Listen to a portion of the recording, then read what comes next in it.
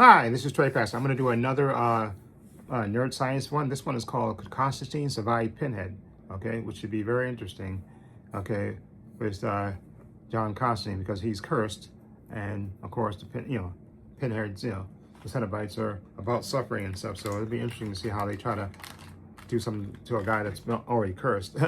So anyway, please hit the like and subscribe button. I'll be right back with my reaction. Okay, let me put my headphones on. Okay, there you go. Okay. Okay. Okay. Here we go. Right now. Go.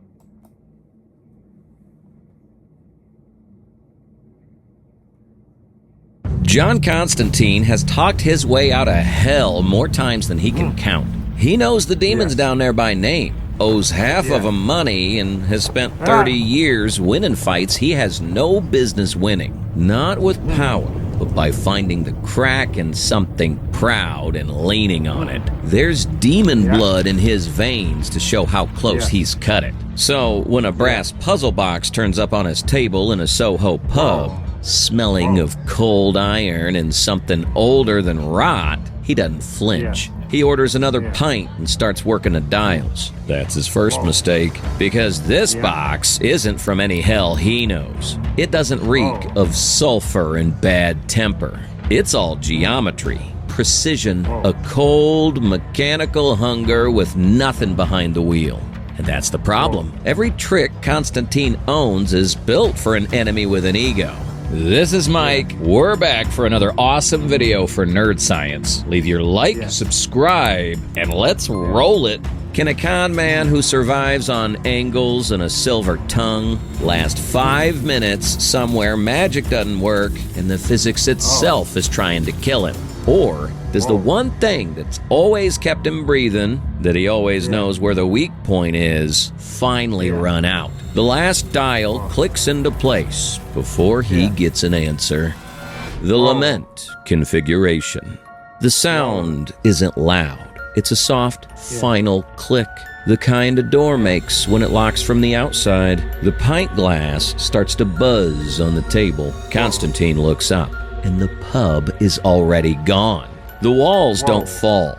They peel, slow and deliberate. Plaster and cigarette-stained wallpaper folding back to show corridors of black stone running in directions that shouldn't exist. The pressure drops fast enough that his ears pop and he tastes blood on the back of his throat. No sulfur, no brimstone, just cold metal, machine oil, and a faint electrical tang.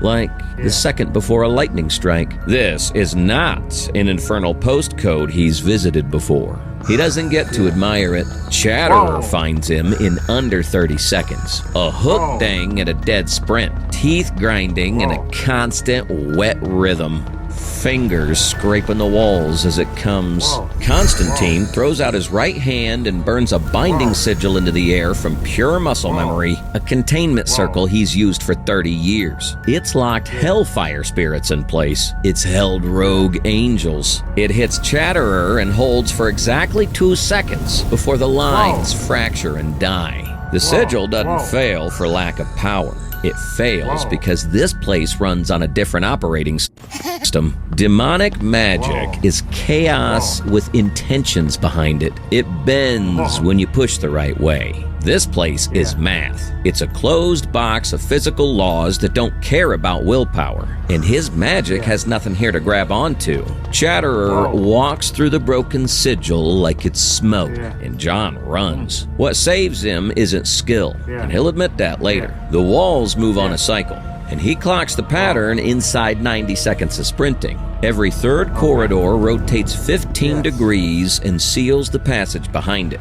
He waits at a junction, lets Chatterer close the gap, and steps sideways into a turning passage at the last possible second. Stone grinds shut between them like a tomb ceiling. New corridor, torn coat, chest heaving. Survival tier C. He's alive, but he didn't outthink Chatterer so much as get lucky reading a wall. His magic is close to useless in here, and he spent his best trick on a creature that barely noticed it. He needs a completely different plan, because the next one isn't going to arrive alone. The physics of suffering. Suffering. 3 minutes of quiet in here feels like a trap, and it is. Yeah. He hears the female Cenobite before he sees her. Pins dragging across stone. Slow and patient, like she already knows there's nowhere to go. She rounds the corner and stops. She doesn't rush. She tilts her head as if she's listening to something he can't hear. And then the chains come. They don't uncoil. They fire straight out of the shadows at the walls. Somewhere between a bullwhip crack and a nail gun, the hooks aren't uniform. Some curve inward to catch and hold. Others are barbed to go in easy and come out wrong. The chain itself is about 6 millimeters of cold forged steel. And at that gauge, the breaking strain runs north of 2,000 kilograms of force. His coat is canvas and treated linen. It's good against hexes. Against 2 tons of moving steel, it's a shirt. He throws up a kinetic barrier, purely physical. Just air and intent shoved between him and the chain. It's the right call. The chain deflects and punches through wall 6 inches left of his sternum, but the hook drags across his forearm through the sleeve. And even that does something wrong to his head. Heat floods up his arm, and for about 4 seconds, the pain lands in the wrong place, somewhere next to relief. That's the trick the Cenobites pull at the wiring level. Pain and pleasure share overlapping pathways in the brain.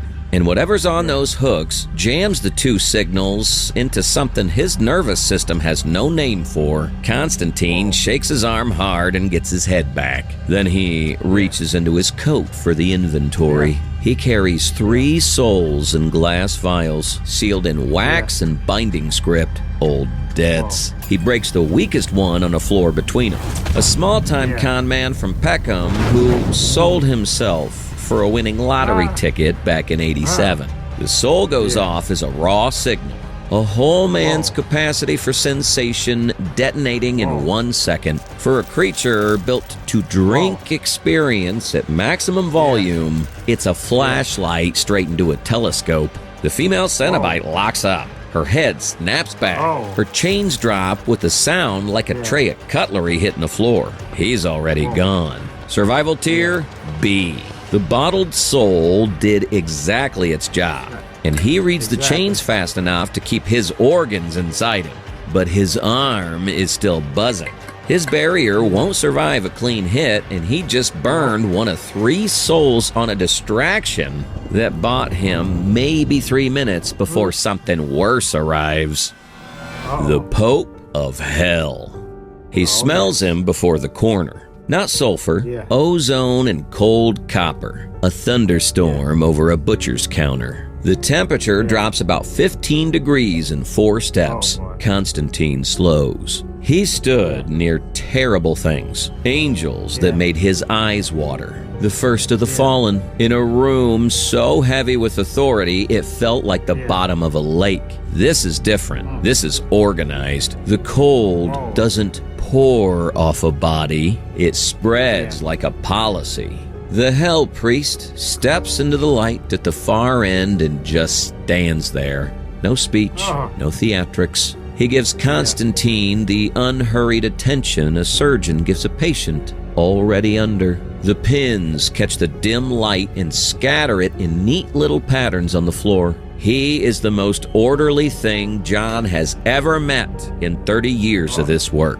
And that's the part that scares him, because order is exactly what he's never learned to fight. Pride, hunger, jealousy, ego.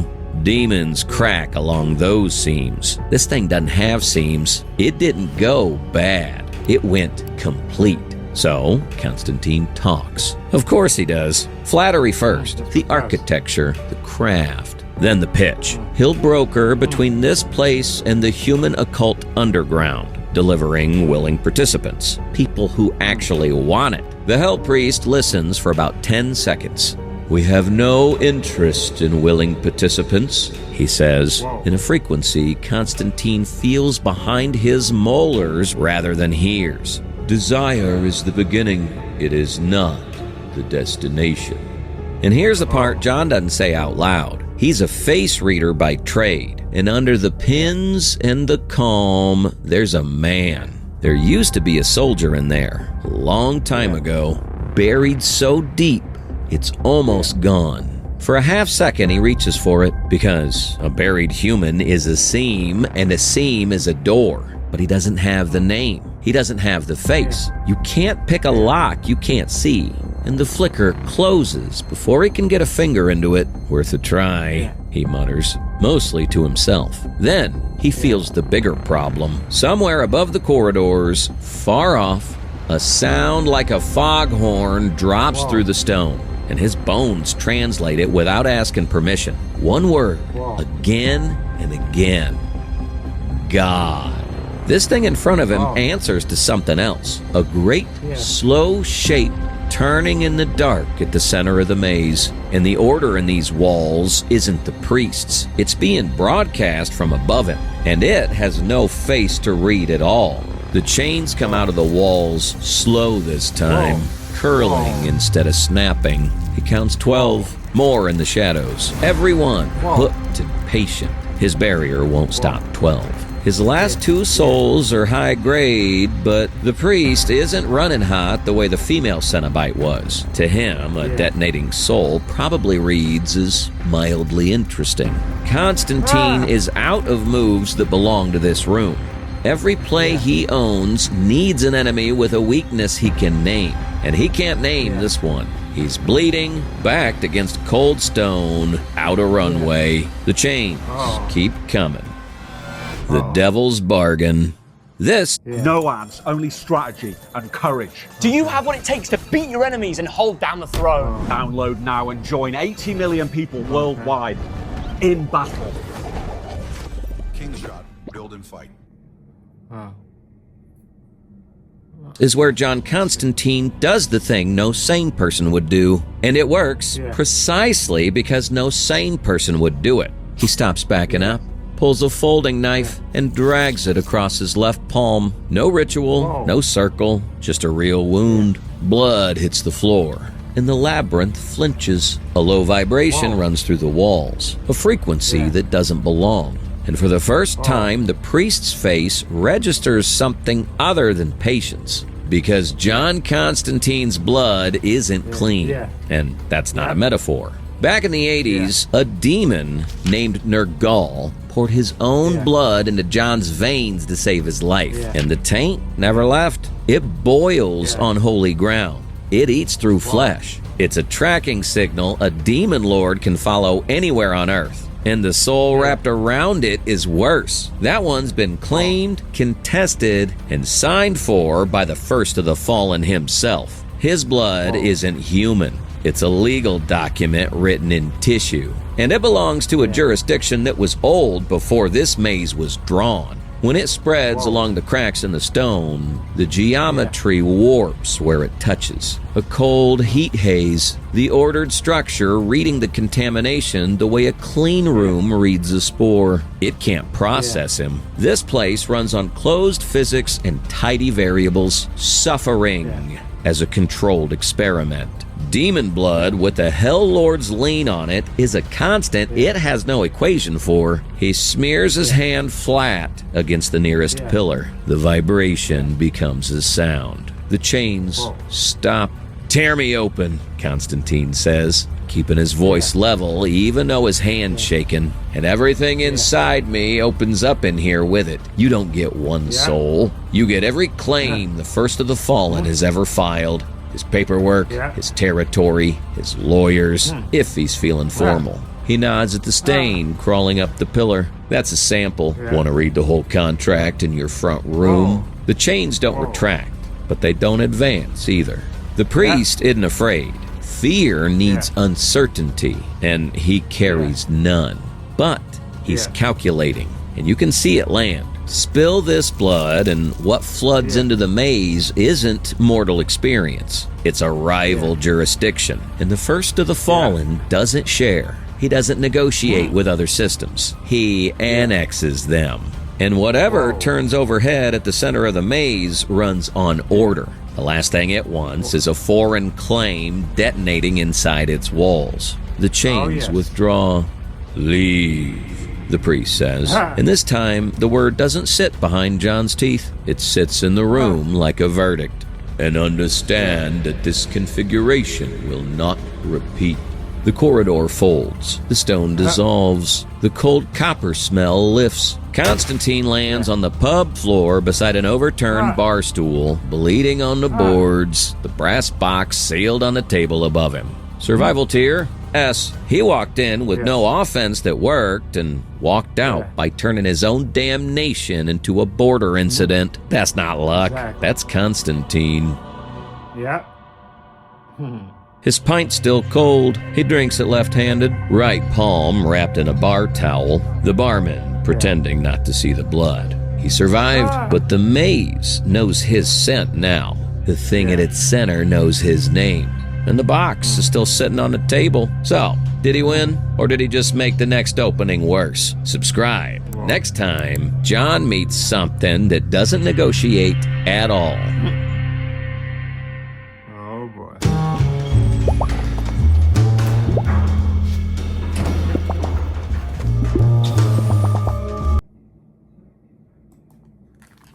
Okay, that was very interesting, and again, that's why I can see, that's why they have to do a Justice League Dark movie, because John Constantine is such an interesting character, and I know they had the one series, you know, he had a short-lived TV show, and then he was on the show on Channel 11, you know, the Times show. He was on there for a little, I think for 2 seasons, a couple of seasons, but now I know they were supposed to be making another Constantine with Keanu Reeves and stuff, so I don't know if they're still doing that one, because I think they said he rejected the first script because he just didn't like it, so they may or may not be making it. But John Constantine is such an interesting character. Of course, he's cursed and all that stuff, and he smokes and all that, and he knows spells and all. He's such an interesting character, John Constantine.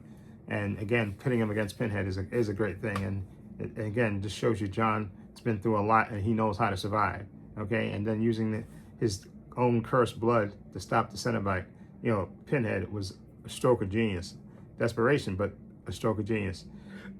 And it worked, and he survived. So anyway, let me know what you think of this. Again, I thought this was very interesting and very well done. Okay, with John going up against Pinhead. That was very interesting. I really like that. I'll leave a link to NerdScience's channel in the description box where you can check it out for yourself. Also, I have a link to my Facebook, my Twitter, my Instagram. Also have a link to my other channel, Pub Views and Opinions. Please check that out as well. Also have a link down below to my Patreon. Okay, not my Patreon, excuse me. Down below to my merchandise store. As you can see, I'm wearing my Spherical Circle shirt. That's one design I have. Also have the Trade Pastor logo shirt. I have those 2 designs on my merchandise. I have it on t-shirts, hats, sweatshirts, hoodies, water bottles, teddy bears for men, women, unisex. Follow link. It'll take you to my merchandise store. Also, please give this video a thumbs up. It helps the channel, and I truly appreciate it. Also, hit the subscribe button, hit the notification bell, so you know when I upload new content to this channel. And this is Trade Pastor saying so long, and take care.